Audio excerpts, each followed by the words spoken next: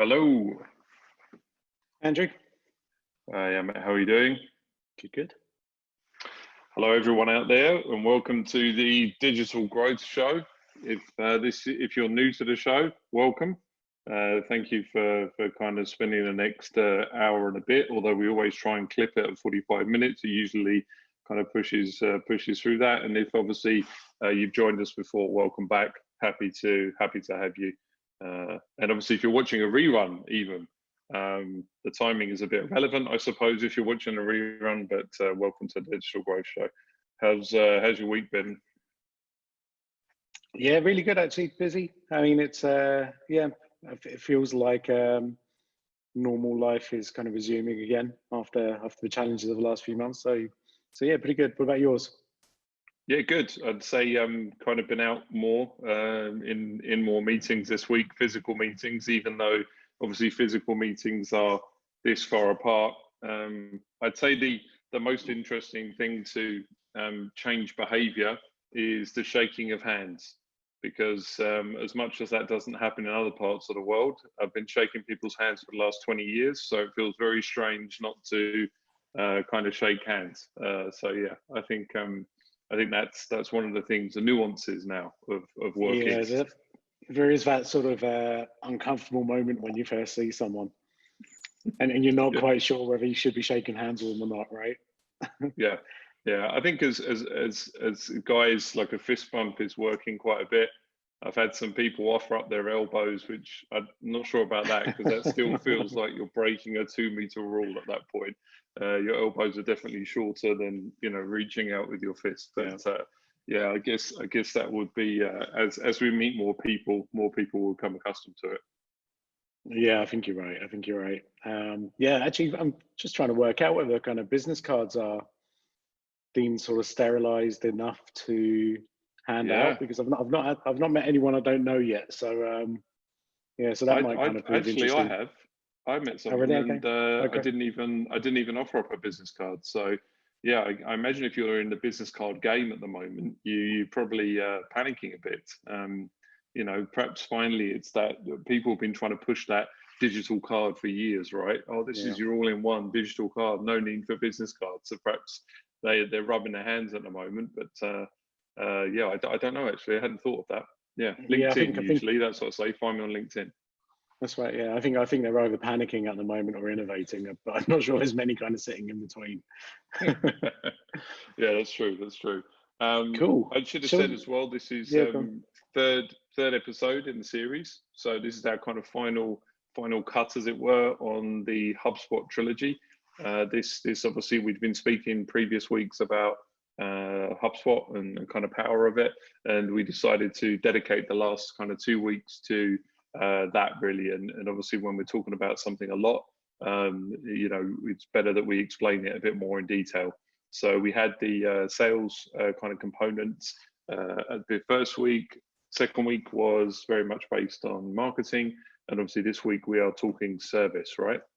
Absolutely. Yeah, and I think it's I mean, it's quite interesting. I obviously, I share with the family, what we're going to be talking about in the show, and was told very politely by my 11-year-old daughter that service is really boring and it's not as exciting as maybe how the CRM or marketing sounds. So potentially where I genuinely feel as if we're leaving almost the best till last. However, 11-year-old kids out there clearly disagree. So the razzmatazz that is service, or I guess customer. I mean, I think if we reposition it as customer and obviously look at that model, I mean, hopefully we won't bore you. No, exactly. I guess you've got a choice. You can click stop and delete the file, or you can disconnect, as it were. Yeah, I did find myself doing a bit of a sales pitch. So kind of like trying to convince her that no, service measurement is like super exciting and it's so important. And that's it. Yeah, I'm not sure if it works, but at least I've practiced for today. So let's see. Yeah, that's true. Yeah, we can definitely do that. Well, we can see. I mean, everyone's a critic, right? Simple as that. Yeah. So I think we know that anyway. But yeah, all good. Awesome. So, yeah, wonderful. So, guys, I just want to throw this out there. You're laughing at the same thing I am. I think it's quite funny. Yes. We just had a comment telling us we talk too much and we need to start with the main topic. So, Yeah. thank you for joining our free show and giving us our worldly advice. Thank you. Much appreciated. Yeah. I guess I guess Andrew, I think what's kind of important when we talk about kind of service measurement and things like that really is how this kind of fits within that sort of HubSpot ecosystem.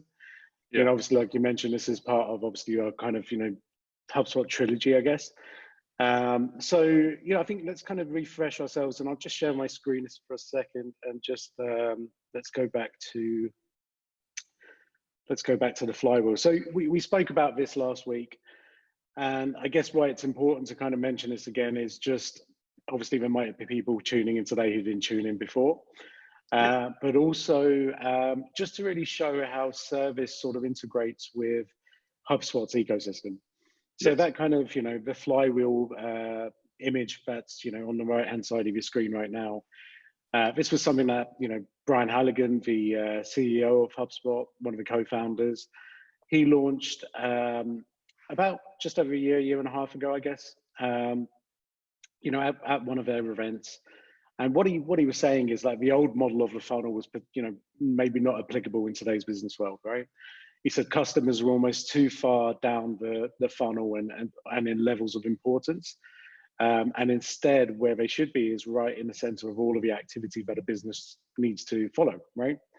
And so obviously with this flywheel, what he's done here, more HubSpot have since been using as a real kind of model when going out there and promoting their services and the platform itself is to show that customers are at the heart of marketing, maybe to generate leads, sales, when obviously we're trying to close a client or a customer, and then obviously once a client is closed and becomes a customer, how that operational element in terms of service is then applied, right?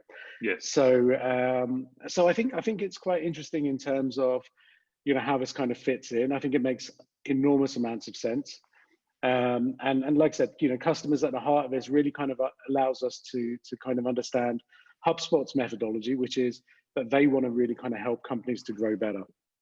And in HubSpot's world, how they kind of imagine this playing out, and it does. I mean, we've got data now to prove this as well, is that when you do have full alignment between marketing, between sales and service, you do really start to see real kind of company growth, right? And I think that's and the beautiful part of all of this with platforms like HubSpot is this now becomes much more measurable, right? Companies can start to understand exactly how this plays out. Exactly. So I guess what I wanted to show and ask you, Andrew, is when we're talking about this, what is it we're talking about? Are we talking about kind of, service being for retention, or is it being for kind of referral? I think it's. I mean, first and foremost, it's a kind of huge umbrella, isn't it? Right. So as far as customer service, customer satisfaction, moving into customer retention, customer referral. So I think even when you and I were kind of prepping for the show, you're kind of pulling in various elements of what is customer service, what's important, where does that lay down as far as, okay, retention of existing customers, retaining those, and then gaining referrals, and almost, this at this time is even more crucial to kind of success of continued business. So I'd say they're equally as important, as it were. Yeah, and I think there's obviously kind of a number of reasons for this, but I think referrals and reviews and all things like this have been kind of really, really important, right? Because I guess with technology, with people kind of walking around with multiple devices, it's now pretty easy to work out whether this is a company you want to work with or not, right? Whether it's a company you want to make a purchasing decision from. And I guess all of that sort of plays into the same hands, because if you are getting kind of really strong I guess customer feedback, or whether you're just maybe you're not even getting any feedback, but you're just looking after your customers really well, a byproduct of all of this now are things like referrals and reviews, right? Online reviews. So Yeah, so I think I agree with you. I think it's really important. I think what's probably more important in some respects, and I guess it depends whether it's B2B or B2C, and I think that's something that we need to look at.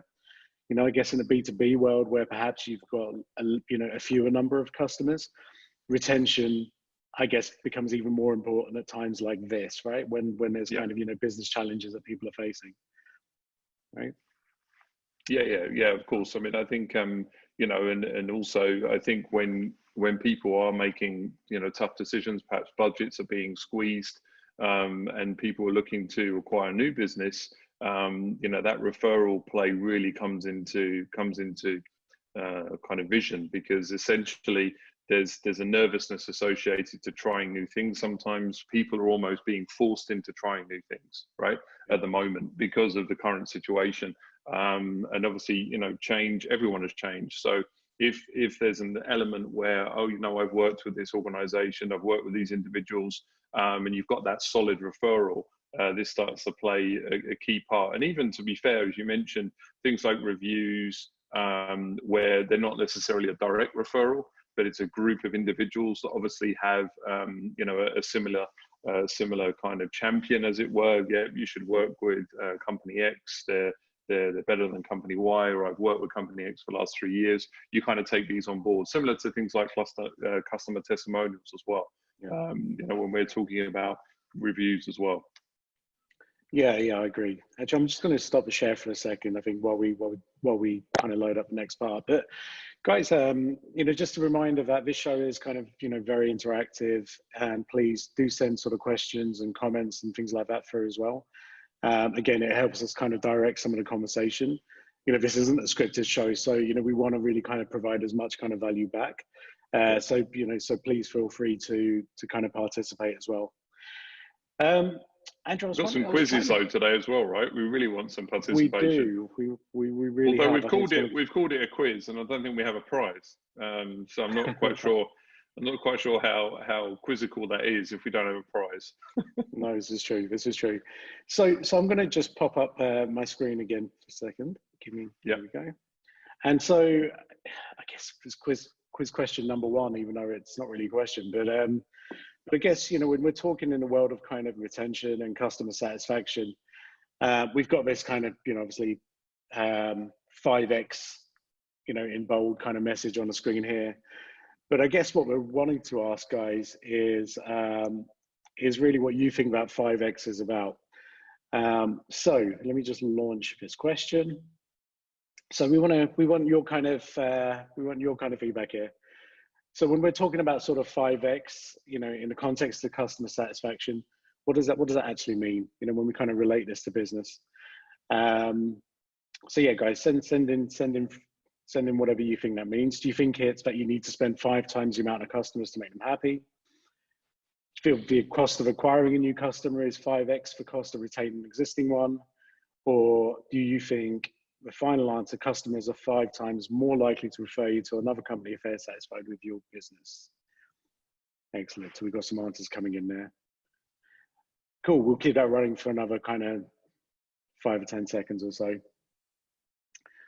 Yeah, 5X isn't the number of extra grey hairs that you have during COVID, right? I tell you what, it actually might be.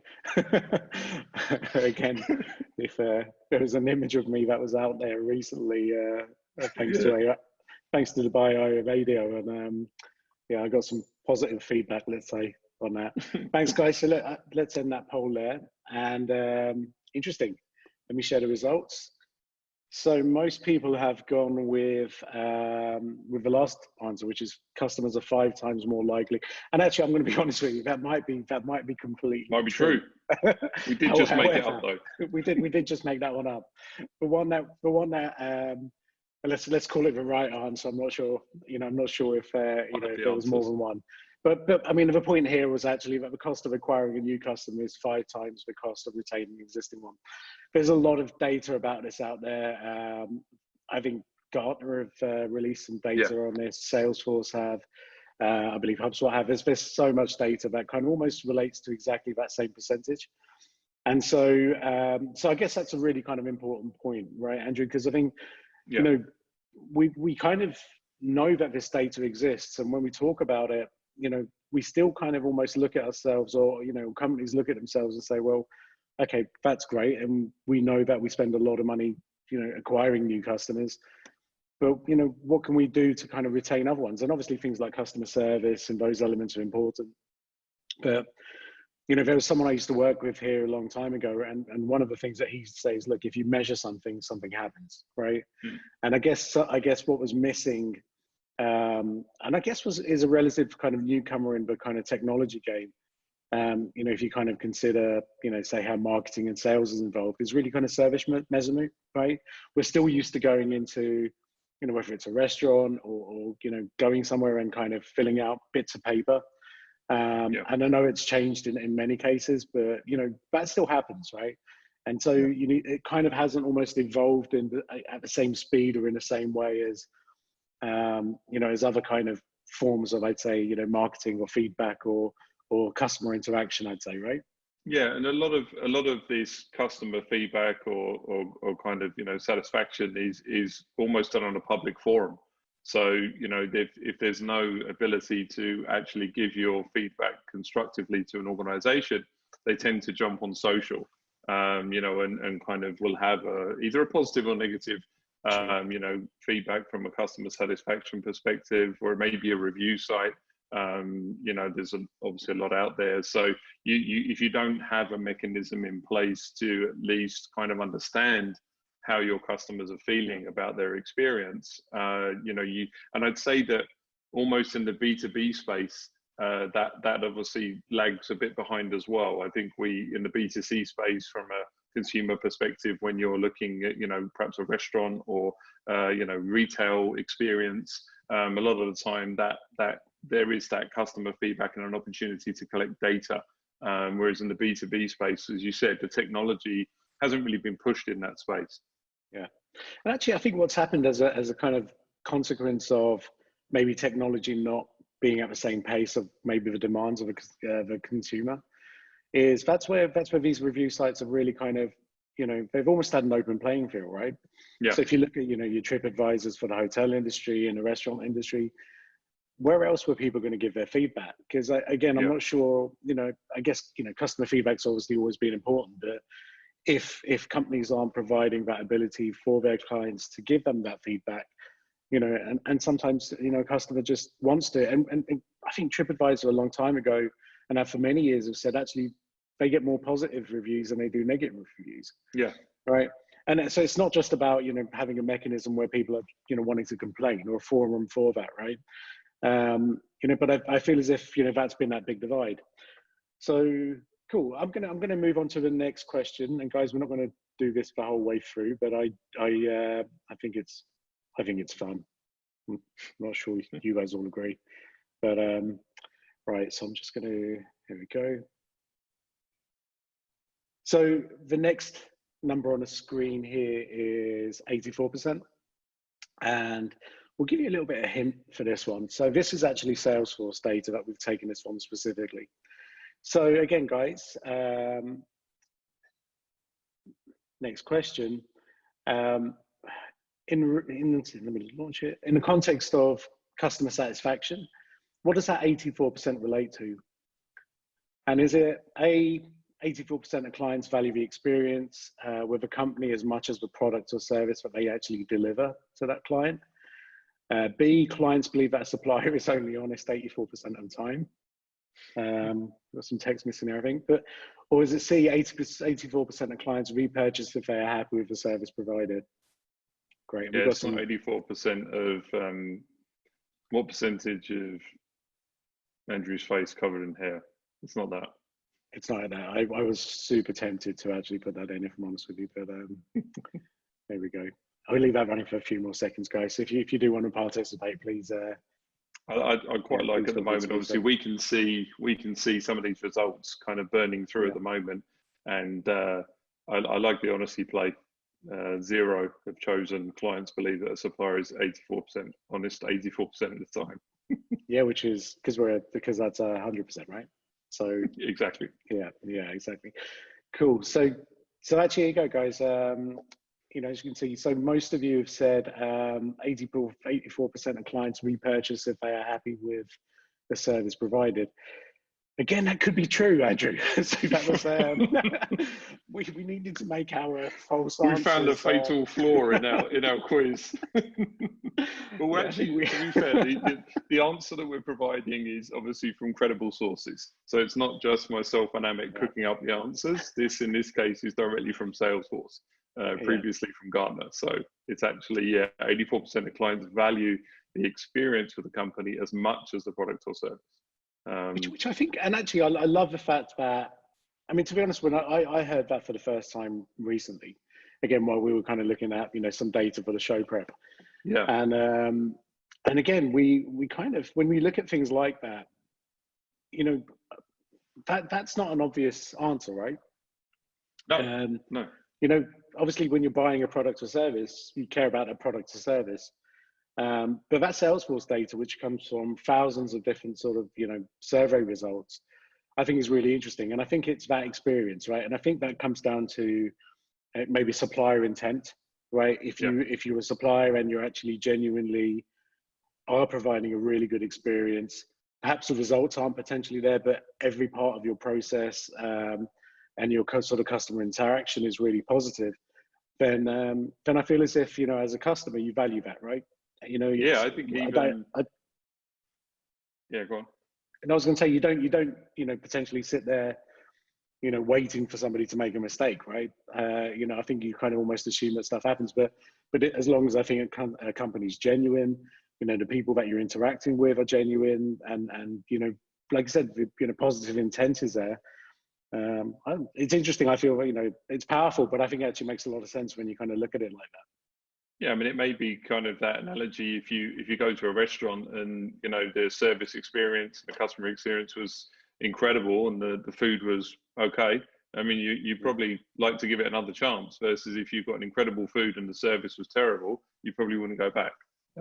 True. Unless it's a French restaurant, because there's always terrible service in French restaurants, but that's just amazing. Part of it.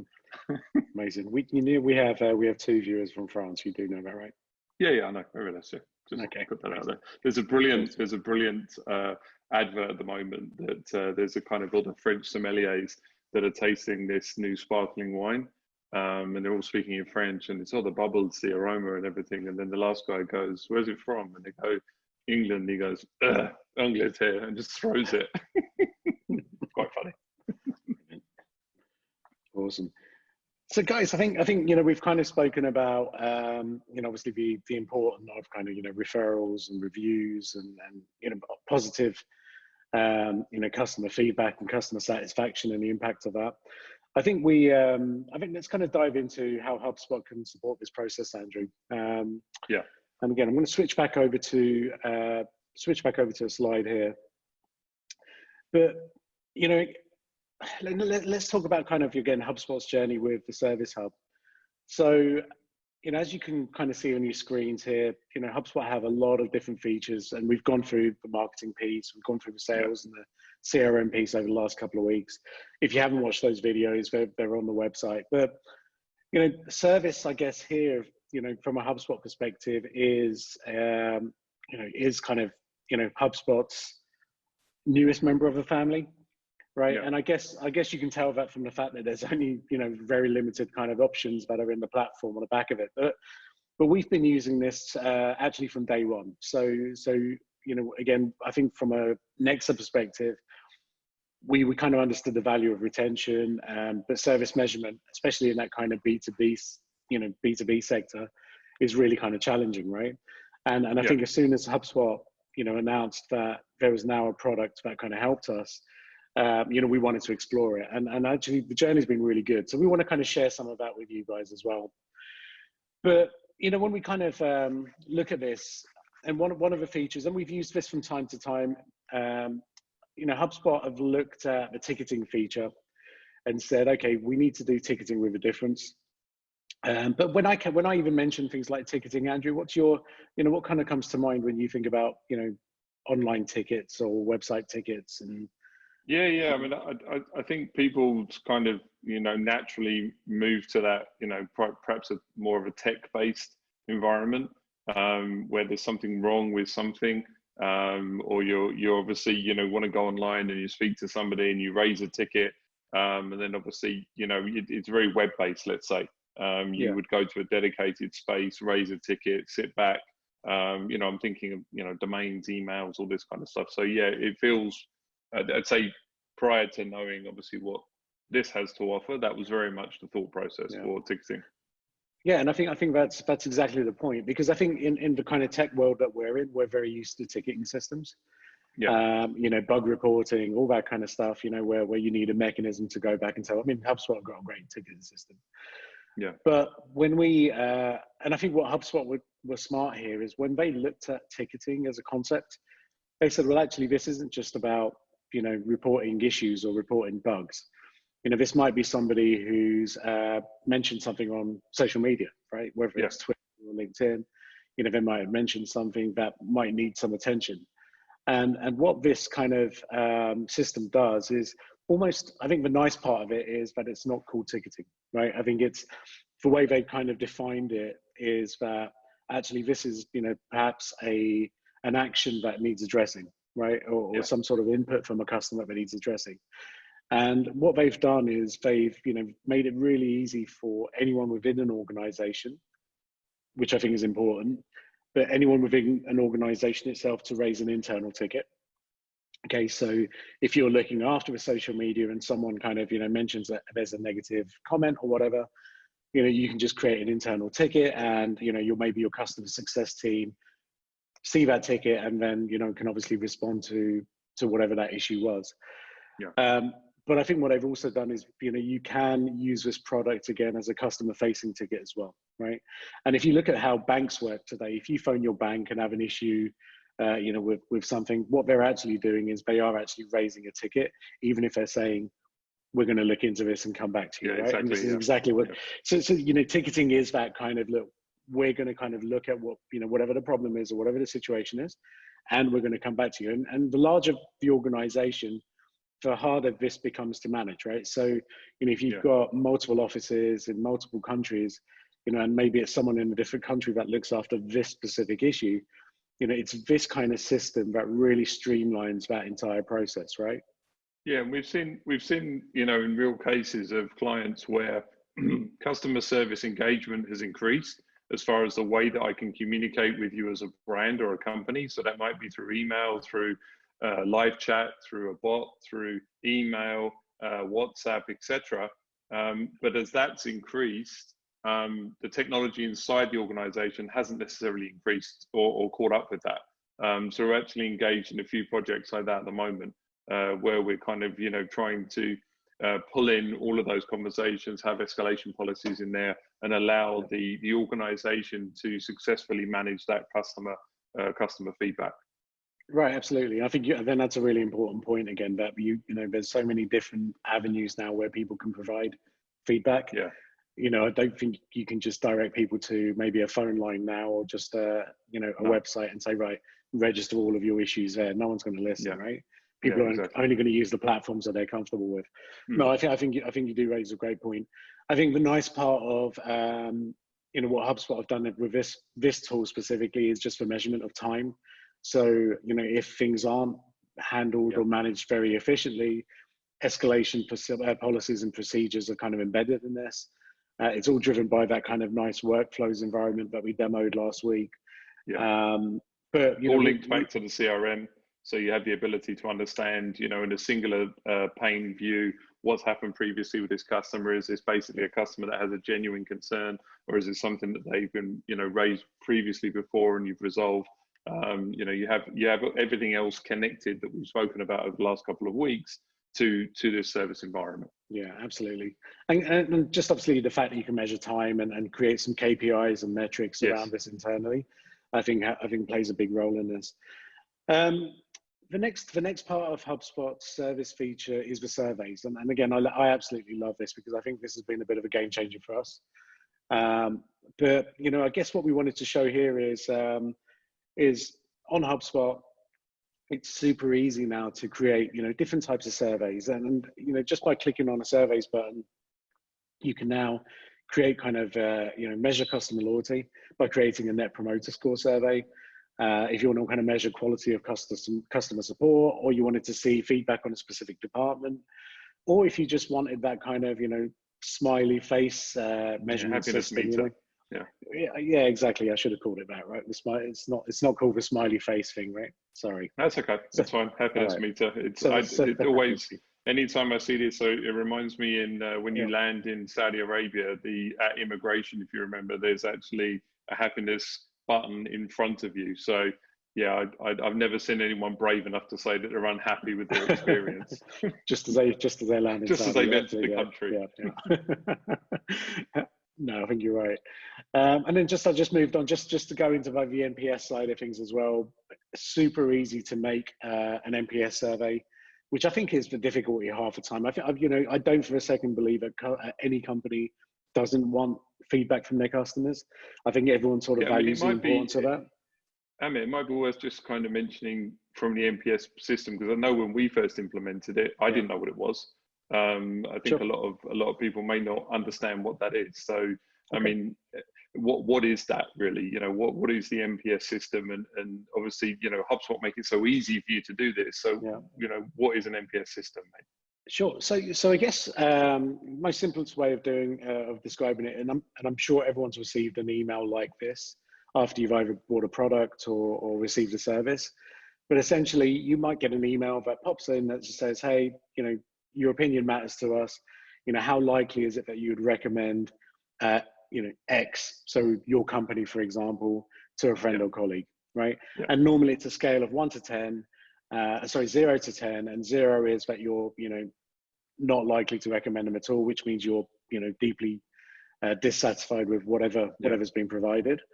And all the way up to a 10, where you're extremely likely to recommend that sort of company or product or service, whatever you acquired. Yeah. And what happens here is normally it's one touch, one click, that data comes in, and then it's normally up to the company what they do with that, right? So if they're tracking the emails, they'll be able to, respond accordingly. I think what I like about HubSpot's NPS system, and if you kind of just look at the screen here, this is genuinely how easy it is to create this kind of survey, is that it's super easy to create, okay? And from a deployment perspective, you've got multiple options. So whether you want to kind of host that on a web page, whether you want to kind of send it via email, again, you've got the freedom to do that. From a kind of survey perspective, you can sort of customize whichever elements, the subject lines, all of those things, whatever's kind of important to your business. And the feedback is measured in sort of 3 very kind of simple areas. So, 0 to 6 score would be a detractor. This is someone who's maybe very unhappy. A 7 to 8 is someone who's passive. So they're neither delighted nor they're kind of dissatisfied. Maybe they've just got perhaps what they've expected. But a promoter is potentially a customer who's, deeply satisfied with the process, happy with what's been provided, whether it's a product or whether it's a service, and they're happy and they want to share that with you. And then you get a choice of, okay, who does this survey need to go to? And the nice thing about, I think you mentioned, Andrew, this is linked to the CRM.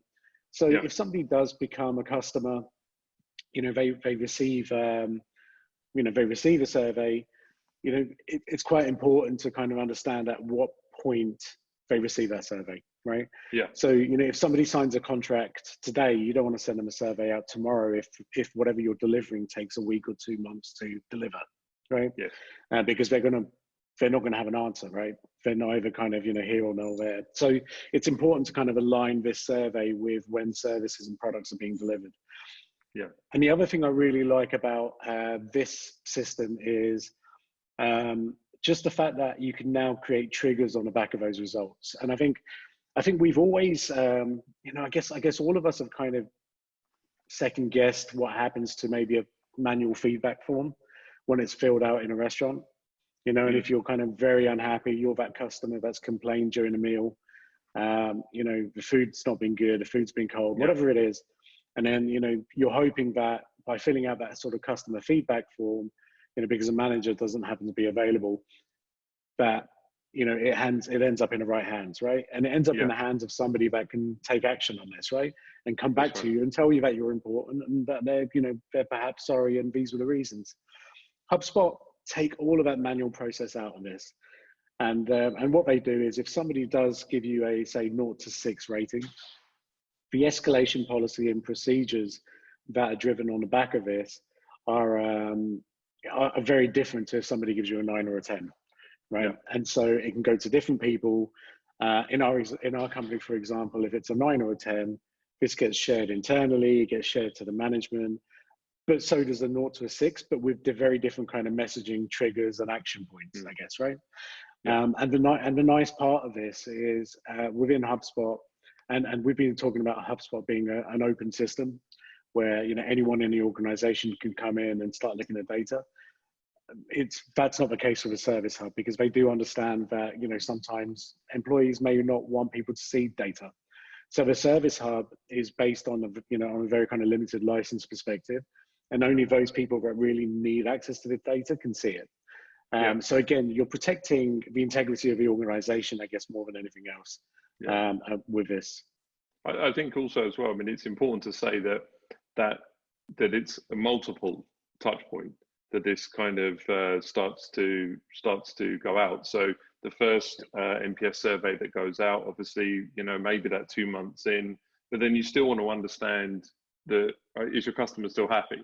6 months down the road. So again, this is used. There's that consistent 0 to 10.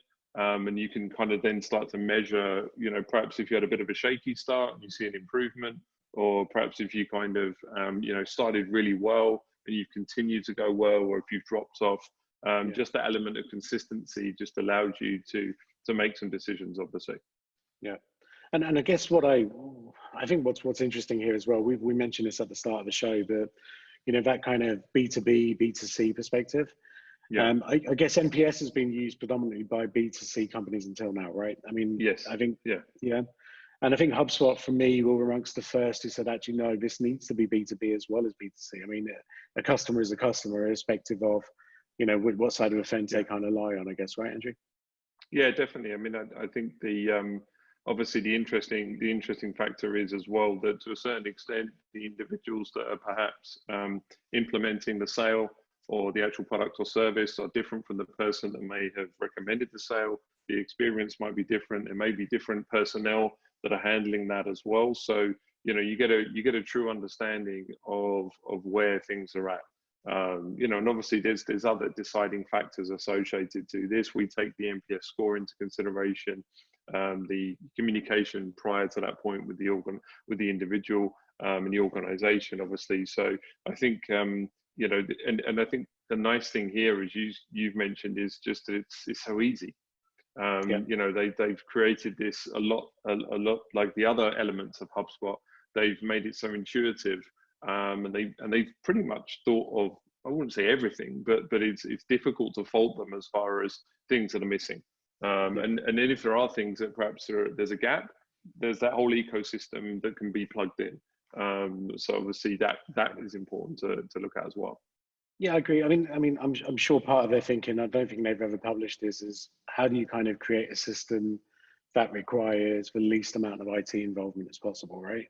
So again, so you've got different departments that can really kind of look after, important parts of the business that they are responsible for without kind of, having shared accountability with others, I guess. And I think that's such an important part of this. Yeah. Cool. I'm just going to move on to the next bit, Andrew, because I want to have some time for some Q&A after. But again, we spoke about the NPS side of it. Another feature within HubSpot is the Smiley happiness index. I found a hybrid of your version of mine. Similar kind of thing, guys. So, again, super easy to create these. And I think where this is important or interesting, I guess, is where you'd use it, right? So you wouldn't typically use this if someone's bought a product or service. But if they've engaged with your business in a maybe perhaps different area, right? If it's maybe the response to a ticket, right? Or some sort of feedback. I think that's where something like this becomes useful. And Andrew, you mentioned that use case of, Saudi immigration when, someone's perhaps keeping an eye on what you're pressing. But this isn't designed to be like that, right? This is again, very much designed to really kind of provide insights and data to an organization about specific parts of their process, right? Yeah, exactly. And I mean, I think the thing is that when it does come to potentially, a support mechanism, when there are issues that are being raised, the speed of something being resolved, for example, the overall experience, the overall handling. I mean, I think one of the companies that I mean really goes into real depth with this, I think, is the Amazon Care. If any of you have kind of had the misfortune to, and I'd say Amazon Care in the US, I'm not quite sure about here, but definitely in the US, the kind of the support and customer service, a lot of it is obviously based on data, like a lot of part of their other part of the business. So they're continually kind of making sure that you're happy and whatever you've raised has been resolved. And obviously a lot of these tech-focused companies have had access to these tools actually for many years. So if you look at, some of the other big players like PayPal and perhaps some of the other services that you're talking about, monetary transactions online, they've been available. But what HubSpot's been able to do now is make it available to everybody. So, pretty quick, you can start to understand not only from an MPS system, so as far as customer experience, onboarding, or making sure that you're retaining them and kind of working with them, but also other elements of the business that they may interact with. How happy are they, right? As far as the engagement there. Yeah, and I think look, there's an important difference, I guess, between, again, HubSpot's happiness survey compared to the kind of independent little machines that you see, from place to place nowadays, right? And I'm glad it kind of stops here on the screen, because again, similar to MPS, what you can now start to do is escalate different actions on the back of it, right? Exactly. So again, if you're using this within digital tools, like your website, maybe like your, your kind of maybe ticketing system or whatever it is, the fact that somebody can respond by email or, wherever this is published, can link back into your CRM. So if you do get somebody who does press the unhappy button, you can now start to kind of, again, escalate this, right? Again, go to your customer success team, get them to perhaps, speak to this person. But that key point is that we know who the individual is. Whereas where you find these in isolated systems, I mean, I just ignore these now, if I'm honest with you, whether I'm kind of happy or dissatisfied, purely because what's going to happen on the back of it, so no one's going to reach out to me and say, by the way, I saw that you pressed that red button, and we're really kind of sorry. That just doesn't happen. So, I think that's why I quite like how HubSpot have done this, as opposed to, again, some of those kind of independent systems, which may just give general kind of sentiment analysis, right? Okay, are people generally happy or maybe unhappy? But again, how do you make those people that are unhappy happy? You can't, right? You've lost that opportunity because you don't know who they are. Very true. Yeah. I mean, I think there's as you said, I think it falls into the sentiment side of things. So if you've got 100 people walking through your door, 90 of them are unhappy, obviously you've got a bit of an issue, but you don't necessarily know who those unhappy people are. So are they the people that are always unhappy, or, you have no data on them? So at least this way, there's a way to manage, track, interact, and take the opportunity to act on it. That's what it gives you. Yeah, and I think the next part of that is, okay, fine, you're unhappy, but what were you unhappy about? Right? Exactly. Was it the process? Was it the person who you were dealing with? These things are important, and if, like I said, you can get a gauge. Okay, I guess the only gauge you're getting is somewhere along the line something's broken or not working. That's right. Yeah. But then you still got to go and figure it out. So you're losing potential time, annoying potentially more customers by not really being able to kind of drill down and understand why. And I think that's quite important. Again, how HubSpot do this, and again, I think we'll see a nice kind of application of this. And this is really in that kind of last part of HubSpot's Service Hub. And this is the knowledge base. And do you want to kind of talk about this for a second, Andrew, just to give people a kind of insight into what really a knowledge base is? Yeah, sure. So I think that obviously, as you start to collect data and as you start to understand a bit more about, what is it you're your customers or your clients actually want, what are the answers they need, HubSpot have made it very easy to allow you to, decipher that yourself. So by kind of having this knowledge base, you're building exactly what it says, a knowledge base of answers effectively. So that may be, and we'll see in a minute on how HubSpot do this, as far as, what are you looking for? Are you trying to do X? Are you trying to do Y? And also you can use this data and the answers and the responses that people put in to determine, is there any gaps, perhaps in something that you're providing from a product or service. So I think the knowledge base itself is a platform that grows. So as you grow, it grows as well. Yeah. And again, I think just to show you, I mean, this screenshot's purely there just to show you that, again, anyone in a company can just build a knowledge base using HubSpot's tools. It's, again, very kind of non-IT focused. Andrew, you referred to HubSpot's knowledge base. And again, if you guys haven't seen this before, this is quite good to see. So, again, it's a web page. It's a web page that kind of sits on your website domain. And really it can be that kind of, help depository or repository, sorry. And if you've got, and I think something like a knowledge base is really handy for, maybe the types of businesses that have multiple types of customers.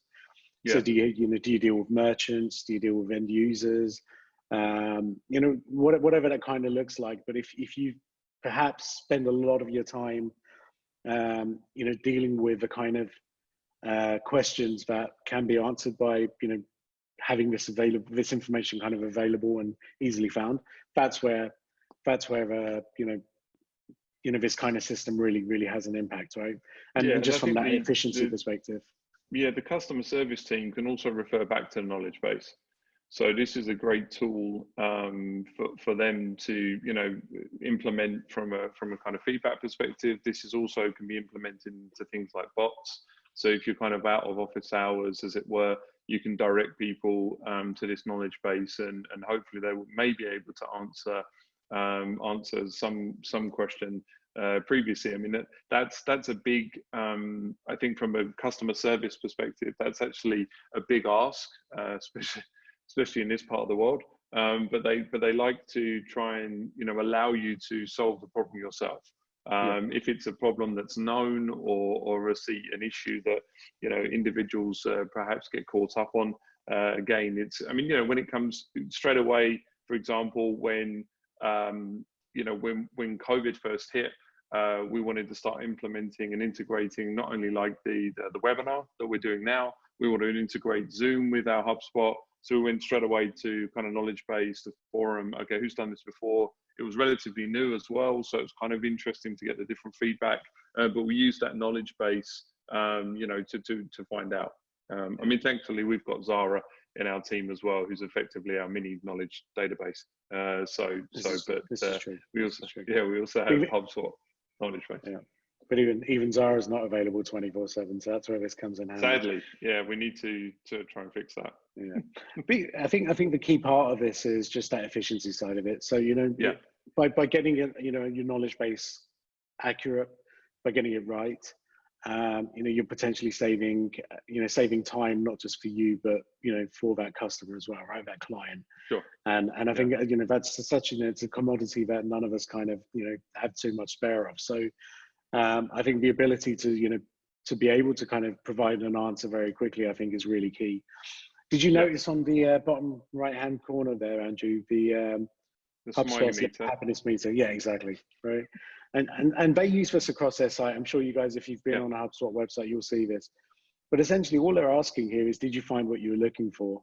And and I managed to find some data related to this, and this is really nice. So this is again from HubSpot's own data, but essentially this is where, those kind of, the green face or the red face or whatever it is, this is where this kind of starts to play a role in understanding whether you're doing a good job or not, right?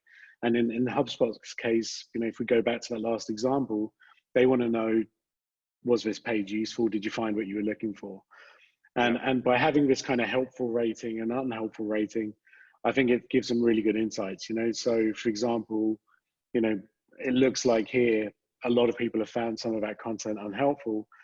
And there's direct actions on the back of that, right? So perhaps you need to modify that content, perhaps you need to create new content, you know, whatever that kind of looks like. So just a kind of like nice use case that I think everyone kind of, you know, can relate to, you know, in terms of, okay, what does this data really mean?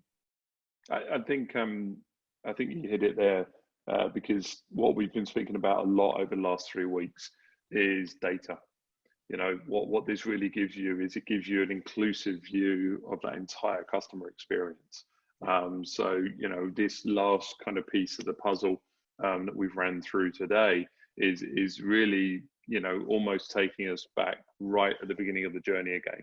So when you have that initial interaction as a prospect, potentially to work with an organization, and you're now right at the very end here, and you're now a customer, and you either want to celebrate being a customer, or you perhaps want to have a bit of a moan about the experience. You know, HubSpot has you covered in that sense. So it's, you know, I think a couple of times this week I've spoken to a few organizations where they currently have a Frankenstein setup, you know, and by that we mean obviously there's, you know, a kind of CRM over here, there's a marketing automation here, there's a service component here, and for years they've been trying to kind of effectively squeeze it all together. You know, and there's challenges in that, and there's cost as well. You know, when you're looking at a kind of cost center as far as paying over here, licenses may be running at different times, and usage obviously may differ as well over time. So I think the beauty of this HubSpot system, and the reason we kind of wanted to do this 3-part series, was to really show that inclusive model, right? Yeah, no, I totally agree. And I think that's, I mean, you've summarized it perfectly, if I'm honest. Yeah. Yeah. Well, we do have some questions, Amit. We do. Actually, I want to, before that, I think Rebecca makes a really good point. So, so guys, send some questions in. We're going to deal with a few that have already come in. Rebecca made a point earlier, which I felt makes so much sense. And she said, look, I totally agree with this. When we talk about a brand and revenue, it's not just about the look and feel of a communication. It's every touch point of a brand that leads to revenue. I believe every department has a role to play in this, and you're absolutely right, Rebecca. You know, and I think the companies that really kind of understand this are the ones who are much better positioned, you know, to really kind of implement this, right? And they're the ones for sure that are, you know, providing the best possible sort of customer service.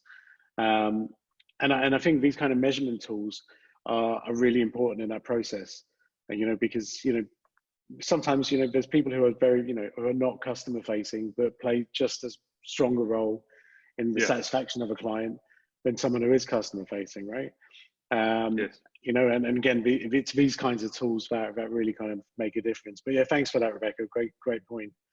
And do you want to pick a question? We kind of bashed IT people a bit in the past and said that HubSpot doesn't really enjoy the relationship with IT, but I guess it's almost like that IT role where, you know, they don't really get much praise when the internet's on and kind of everything's working and humming away. But obviously, as soon as something cracks, they kind of, you know, feel the full force of the organization to get things right. So yeah, I mean, this allows you just to track everything. Yeah, no, absolutely. Cool. Do you want to pick a question? We've got a few here, Andrew. Yeah, so I guess some of these are more about HubSpot, which is fine, as opposed to some question here we'll answer straight away. So, what's the name of the software used for tickets? So it's HubSpot. I think if you missed the beginning there, or basically HubSpot, the service element is part of the software licensing option. So they split these out into marketing, sales, service, and now they have a CMS as well, a web solution as well. So those are broken out into different licenses, and you have the ability to take all of those licenses within something called a growth suite, or you can individualize those licenses and use them as time permits as well. So that's from Raj. And then also here, I think, how can thinking of business as a flywheel improve between sales and marketing?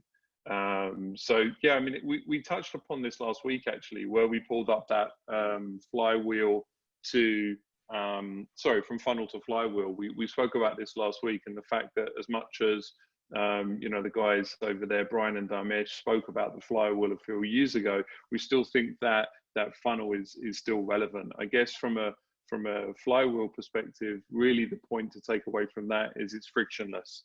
So as long as there is limited or zero friction within the sales, marketing, service process from a customer perspective, the less friction, the more enjoyable the experience. You know, we didn't quite touch upon this. We touched upon it, I think, a couple of weeks ago. But if you look at some of the industry disruptors, you know, like the likes of, you know, Casper, the kind of mattress people, where you don't have to go to a showroom now and publicly lie on a bed, you know, to kind of test a mattress. You can get it. You can get it in through the post, frictionless. You can order it, and it's got a 100-day sleep guarantee. Sleep on it for 100 nights, and then return it if you don't want. So I think obviously there's just less friction there. You want to take the next one, Amit? Yeah, sure. And we didn't plant this, guys, I promise you. So so Ashraf's asked, we don't have a CRM yet. If we want to go for one being in B2B, what would you recommend? Is it Salesforce or HubSpot to cover sales as well as marketing, and why? Look, we've I'll tell you our experience again. So before we you know, basically partnered with HubSpot, we tried all of these platforms, and it really comes down to, I guess, who's going to use it within an organization, and also perhaps even what you're going to be using it for. And in our experience, user friendliness was such a big point.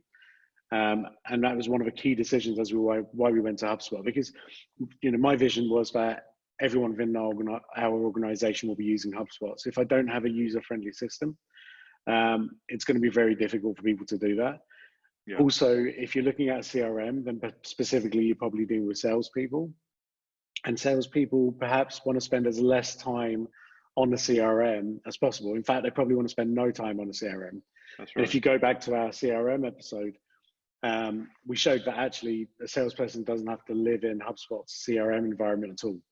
You know, directly from their email inbox, they can copy things, you know, directly into HubSpot. They get notified, you know, if somebody opens their email, notified if someone's opens a proposal, whatever it looks like. So they actually don't even need to go into the CRM to make use of the system. So for me, HubSpot is probably the easiest system to implement. I think it's certainly one of the most cost-effective to implement. But the nice part of it is you don't have to take our word for it. HubSpot offer a free CRM that allows you to kind of really, you know, test whether what we're saying is true or not. So, you know, feel free to go onto the website, download a free or create an account on a free CRM and start using it. And I think you'll get an idea of how user friendly it is. Yeah, I mean, also just from a comparative standpoint, it's interesting. So there's been a kind of agreement between Salesforce, almost like a borderline gentleman's agreement, that they wouldn't kind of necessarily talk or compete against each other. But the shackles are off a couple of months ago. So now you'll find a lot of articles, even on HubSpot, you know, but even independent sites, obviously, talking about the kind of main differences. And again, as Amit mentioned, it depends where you are in the organization. But, you know, the reason that HubSpot is brought in comparison to Salesforce now is because it has an enterprise layer solution. So it can be from that kind of solopreneur all the way up to enterprise levels. So I think there's a lot out there. G2 have got a good comparative site if you just want to kind of make real comparisons. Or as Amit mentioned, I mean, jump on, get yourself an account, or reach out to myself or Amit, and just we can organize for a kind of demo to show you exactly the kind of fun elements associated to it. I think what's important is, if you do go back to the sales trilogy that we mentioned previously, we talk a lot about the features that we find quite cool.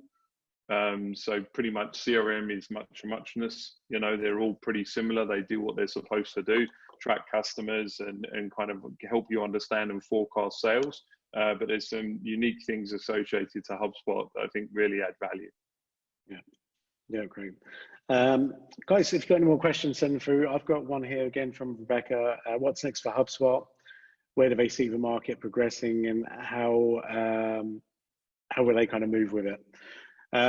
So actually, the truth of the matter is, we probably can't reveal too much because we're under NDA as well. So, but what I do know is that they are, there's about 400 plus developers working on HubSpot's platform at any one time. I think that number might even be even bigger now. But what they will be doing is for sure adding more features onto marketing, service, and sales. One of the most recent feature launch or product launches. Actually, there's two, right? Let's talk about. I'll talk about the first one, Andrew. You talk about the second. But they recently launched account-based marketing within the marketing product. So within the marketing software now, account-based marketing, which is phenomenal as a strategy if you're a B2B business or perhaps even selling sort of high ticket B2C products. But they've now created a whole new system within HubSpot that allows you to really understand the connectivity of people within an organization as they make buying decisions. And account-based marketing really kind of is that kind of mechanism that brings all of that together. If you've got any questions on that, let us know. But Andrew, the other second product which I launched a few weeks back was the CMS, right? Do you want to tell the guys about that? Yeah. So there's obviously been an offering in the past as far as you can build your website in a HubSpot environment. But I think what the real kind of launch of the new CMS is the two options now. So you kind of, they never really approach the enterprise layer, I'd say space. So when you look at things like Sitecore, Sitefinity, some of the large headless kind of CMS environments, which are, personalized content driven as far as the web experience. And they launched that enterprise layer at a price point, which is dramatically lower than what's out there at the moment. So I'd say that they've really polished that kind of CMS offering, whereas in the past, perhaps go back 3-4 years, it was almost like an afterthought, oh, we should do this, but now it's kind of core to their activity. I mean, I think the interesting thing about HubSpot is that there's two things that really astound me as far as new features, innovation. One is that they do listen to the community. So there's a large community now using HubSpot, and what they do is they, as far as moderating forums, the communities, they listen to feedback. They, it'd be great if I could do this. It'd be great if I could do this. So even some of the recent things that we can't really talk about in the sales component, but that's kind of now, as they're moving into more enterprise layer, there's some interesting dynamics that are being released there, and that's all based on feedback. I mean, I remember sitting in a closed session at a partners session a year ago, and actually hearing a question around kind of object handling in sales, and they kind of answered that and built out, and they almost release things without telling you as well. There's kind of fun bits. I think usually what happens in a sales meeting, we'll sit there and go, oh, hold on a minute, I think has anyone tried the new beta version of the pipeline and how it looks? And so I'd say that it's a very progressive community, and they're continually trying to update and kind of be innovative as well in their approach. Yeah, and I think the user friendliness side is something that they continue constantly work on. I just want to roll back very quickly to the CMS. This I've actually now built out a site, 2 sites using the new CMS, just because I wanted to kind of play around with it and see what the difference was. I mean, I'm not a website builder. Obviously, we've got a team of people who are much better. You just built 2 websites. This is true. I can now be a website developer. You're right. But it was phenomenal. So the first website, and it was literally, imagine building a kind of, those of you who've used Wix and things like that, imagine building a Wix site where it's kind of drag and drop. You need a video, no problem. You just drag in the video module. You need, text, you need a form, you need all of that stuff. Very, very intuitive. The difference with a Wix site and something like this, though, is the data that's behind it. So you basically, by just building a site, and it was a 10-page website, but literally took me a day and a half. And that website from day one started pulling in all the data and insights that you just would never expect from a website that's taken a day and a half to build. So you know, again, it's something very, very cool. I think that's the future. And you know, if you want a demo of that, for example, if you're looking to get your website redone, I'd really kind of urge you to look at, you know, the new HubSpot CMS, because it's mind-blowingly good. So yeah, just my kind of experience there. But Andrew, I think we should possibly wrap up there. We've got a few more questions, guys, but I think yeah, I think it's been a good show. We're almost on time, which is nice. For first. For first. So yeah, so guys, thank you very much again for you know, for your time today. Thanks for tuning in. We honestly value, you know, the fact that you guys do that every week. We always see new faces. We always see guys who've watched previously and you know, have come back for some more.